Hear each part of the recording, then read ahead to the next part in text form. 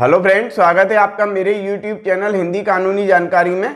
आज हम बात करेंगे भारतीय संविधान के अनुच्छेद 107 के बारे में।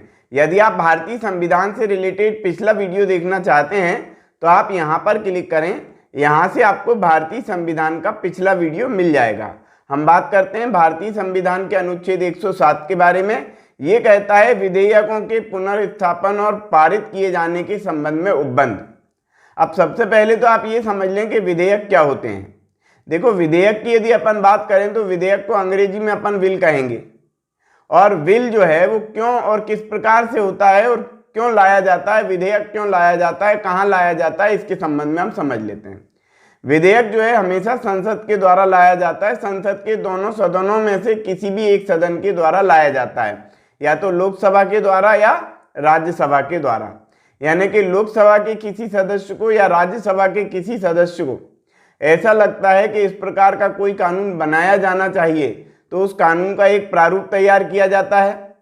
उस कानून में क्या क्या होना चाहिए ये सब बातें लिखी जाती हैं और फिर उसको लोकसभा में लाया जाता है या पहले राज्यसभा में लाया जाता है। दोनों में से किसी भी एक सदन में उसको लाया जाता है। फिर दोनों सदनों में से वो सदन जिसमें लाया गया है उसको विचार किया जाता है। विचार करने के बाद यदि जैसे कि लोकसभा की हम बात करें कि लोकसभा में कोई विधेयक लाया गया, कोई प्रारूप लाया गया कानून बनाने के लिए, लोकसभा ने सर्वसम्मति से उसको पारित कर दिया और पारित करने के बाद उसको राज्यसभा में भेज दिया और राज्यसभा ने भी कह दिया कि हाँ भाई ऐसा कानून बनाया जाना चाहिए। तो कानून जब तक नहीं बना है तब तक वो विधेयक है, और जैसे ही कानून बनेगा तो फिर वो कानून बन जाएगा, एक्ट बन जाएगा। तो कब तक वो विधेयक रहेगा? जब तक कि उस पर विचार विमर्श चल रहा है लोकसभा के द्वारा और राज्यसभा के द्वारा। तो लोकसभा के द्वारा कोई विधेयक लाया गया, यानी कि कोई प्रारूप लाया गया कि भैया इस प्रकार का कानून बनाया जाना चाहिए, उसको जो है राज्यसभा में प्रस्तुत किया गया।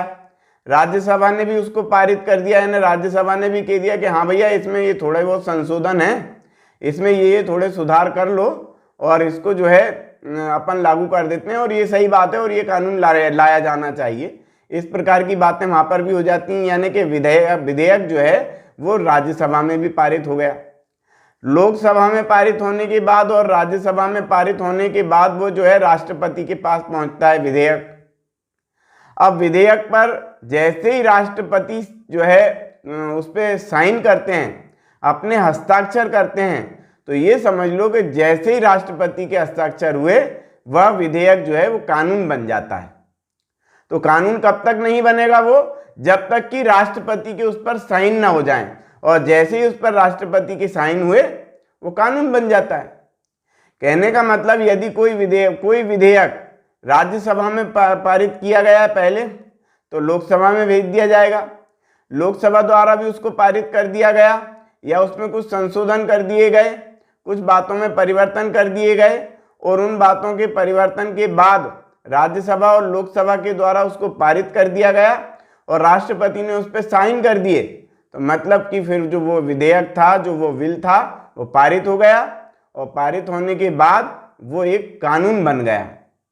और कानून का आपको मालूम ही है कि यदि फिर कोई कानून है तो उसका पालन पुलिस वाले करवाते ही अपने से, या फिर यदि कोई कानून का पालन नहीं करता तो फिर न्यायालय के द्वारा उसको सजा दी जाती है। ये अपन सबको पता है, लेकिन कानून बनता किस प्रकार से है इसके बारे में मैंने यहाँ पर आपको बता दिया। तो विधेयक जो है पहले तो वो एक प्रारूप के रूप में होते हैं, तब वो विधेयक होते हैं, और विधेयक पारित होने के बाद वो कानून बन जाते हैं। तो विधेयक कहाँ लाया जाता है, किस प्रकार से लाया जाता है, कौन से सदन में लाया जाता है, इसके संबंध में हम यहाँ पर आज चर्चा कर रहे हैं। तो विधेयक के पुनर्स्थापन और पारित किए जाने के संबंध में उपबंध क्या लिखा हुआ है हम अध्ययन कर लेते हैं, है ना। तो विधेयक के बारे में लिखा है। देखो, विधेयक दो प्रकार के विधेयक समझ लो, एक तो धन विधेयक होता है और एक वित्त विधेयक होते हैं, और भी विधेयक होते हैं। लेकिन यदि हम धन विधेयक की बात करें तो धन विधेयक जो है वो सिर्फ लोकसभा में ही लाए जाते हैं, राज्यसभा में खाली देखने परखने के लिए भेज दिए जाते हैं। और राज्यसभा द्वारा यदि उस विधेयक पर 15 दिन तो 14 दिन तक कोई कार्रवाई नहीं की जाती है तो ऐसा मान लिया जाता है कि लोकसभा के द्वारा उसको पारित कर दिया गया है। यानी कि धन विधेयक जितने भी हैं लोकसभा के लिए पावरफुल हैं, लोकसभा के द्वारा ही पारित किए जाते हैं। और यदि उसको राज्यसभा में भेजा भी गया है तो उसकी जो है ये देख लेते हैं कि भैया राज्यसभा उस पर अपना क्या विचार रखती है। उस विचारों को मानने या नहीं मानने का जो है लोकसभा का दायित्व नहीं होता है। लोकसभा चाहे तो माने और नहीं माने, दो ही बातें। धन विधेयक के मामले में ऐसा है अकेले, बाकी सारे जितने विधेयक हैं उनके मामले में यह है कि राज्यसभा और लोकसभा दोनों के द्वारा पारित किए जाएंगे। लेकिन धन विधेयक जो होता है वो लोकसभा के द्वारा पारित कर दिया जाए तो इतना बहुत है। तो इसके संबंध में लिखा हुआ है कि धन विधेयक और अन्य वित्त विधेयक अनुच्छेद 109 और अनुच्छेद 117 के उपबंधों के अधीन। देखो अनुच्छेद 109 जो है वो धन विधेयक की बात करता है और अनुच्छेद 117 जो है वो वित्त विधेयक की बात करता है। तो धन विधेयक और वित्त विधेयक के बारे में यानी कि अनुच्छेद 109 और 117 के उपबंधों के अधीन रहते हुए कोई विधेयक संसद के किसी भी सदन में आरंभ हो सकेगा।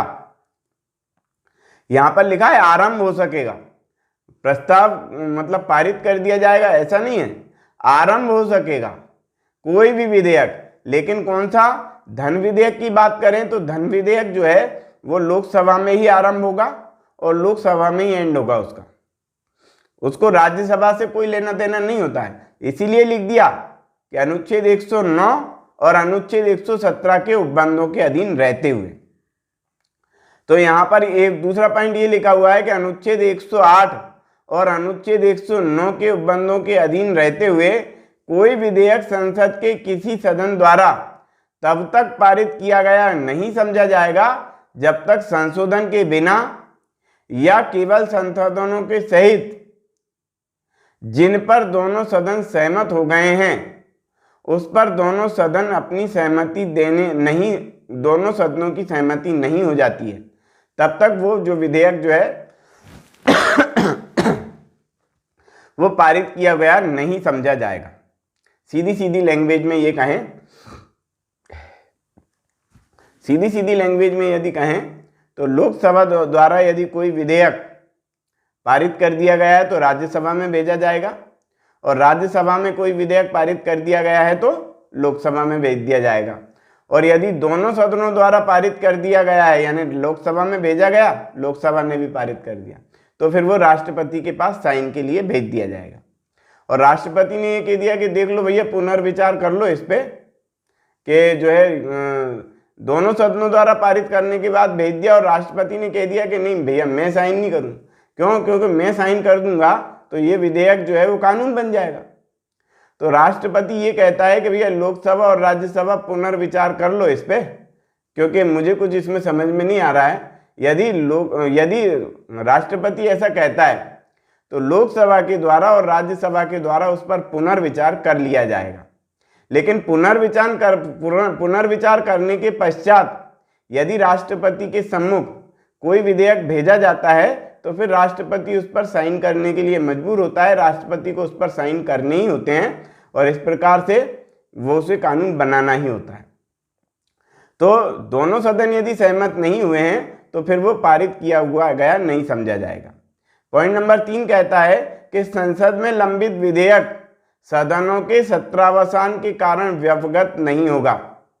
यानी कि लोकसभा के द्वारा कोई विधेयक पारित कर दिया गया है और पारित करने के बाद उसको राज्यसभा में भेज दिया गया है, लेकिन जो है सदनों का सत्रावसान हो गया है, अवसान हो गया है सत्र का। ऐसे समय में क्या होगा? ऐसे समय में वो जो विधेयक है वो पेंडिंग में पड़ा रहेगा राज्यसभा में, और जैसे ही उसका सत्र लगेगा राज्यसभा का, उस विधेयक को प्रस्तुत कर दिया जाएगा और उस पर विचार विमर्श के लिए राज्यसभा को सौंप दिया जाएगा।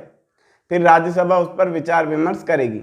ऐसा नहीं होगा कि लोकसभा में पारित कर दिया गया अब राज्यसभा में भेजा, अब राज्यसभा में जैसे ही भेजा तब राज्यसभा का सत्र का अवसान हो गया, राज्यसभा जो है चल नहीं रही है, उसका सत्र खत्म हो गया। तो अब ऐसे समय में ऐसा नहीं माना जाएगा कि वो जो विधेयक है उसको जो है समाप्त मान लिया गया।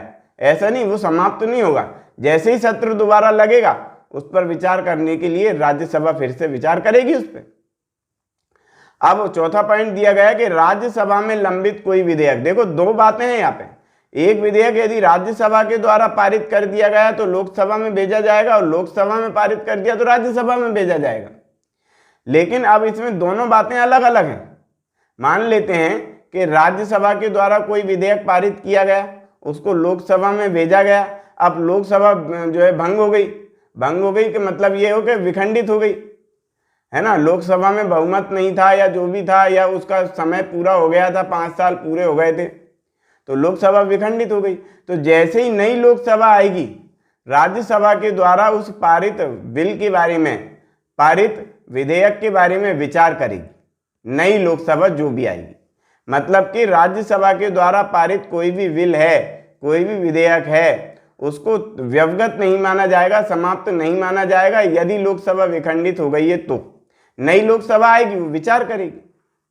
लेकिन यदि कोई ऐसा बिल है, कोई ऐसा विधेयक है जो लोकसभा के द्वारा पारित कर दिया गया और फिर उसको जो है राज्यसभा में भेज दिया गया, और इधर लोकसभा विखंडित हो गई, लोकसभा भंग हो गई, लोकसभा का कार्यकाल पूरा हो गया, और अब वो लोकसभा बची नहीं, अब नई लोकसभा आएगी, तो ऐसे समय में यदि लोकसभा के द्वारा बिल इधर भेज दिया गया था राज्यसभा में विचार के लिए, और लोकसभा भंग हो गई, तब ऐसे समय में वो बिल जो है वो भी भंग मान लिया जाएगा। क्यों मान लिया जाएगा? कि अब वो नई लोकसभा आएगी, वो विचार करेगी ना भाई, इसलिए उसको भंग मान लिया जाएगा।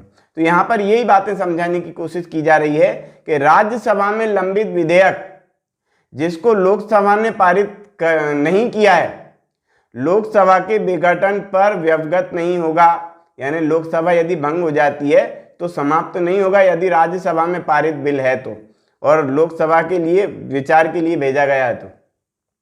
इसके विपरीत कोई विधेयक जो लोकसभा में लंबित है, जो लोकसभा द्वारा पारित कर दिया गया है, और राज्यसभा में लंबित है, यानी राज्यसभा में भेज दिया गया है, और अनुच्छेद 108 के उपबंधों के अधीन रहते हुए लोकसभा यदि विघटित हो गई है, लोकसभा यदि भंग हो गई है, तो फिर जो बिल लोकसभा ने पारित करके राज्यसभा में भेजा था वो बिल भी भंग मान लिया जाएगा, उस पर भी कोई विचार नहीं किया जाएगा, वो बिल भी जो है समाप्त हो जाएगा। तो इस प्रकार से हमने अध्ययन किया भारतीय संविधान के अनुच्छेद 107 के बारे में।